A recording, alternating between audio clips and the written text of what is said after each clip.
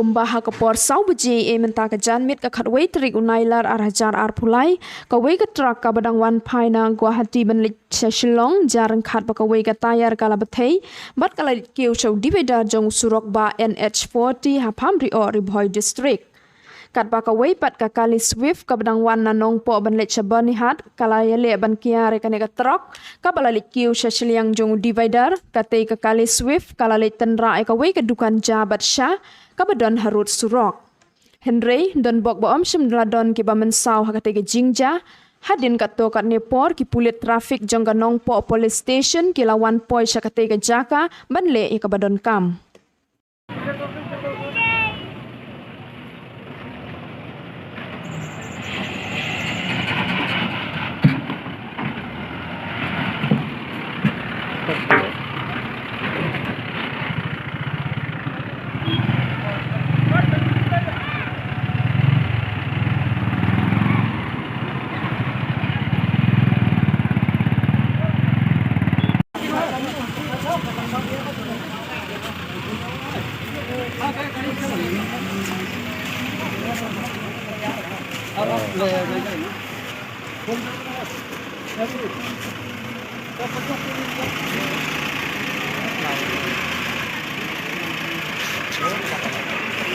Kenapa bawa bakal? Nanti.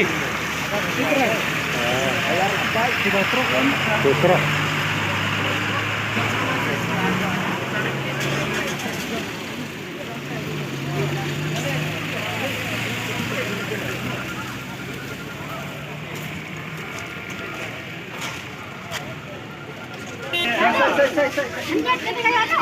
Melilir orang. MP melilir. Ah, dan bawa melilir. Melilir. Ini sih nak jadi syani ni. Dan bok bom melilir. Mana kali jono? Sini jangan ada.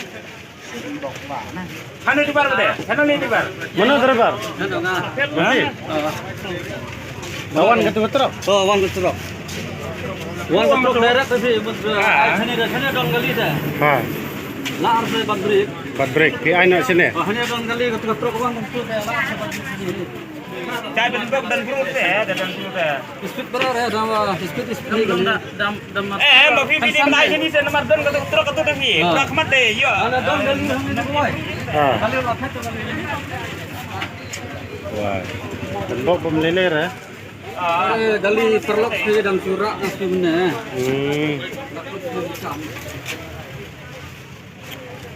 People lah ya kata truk sekemun.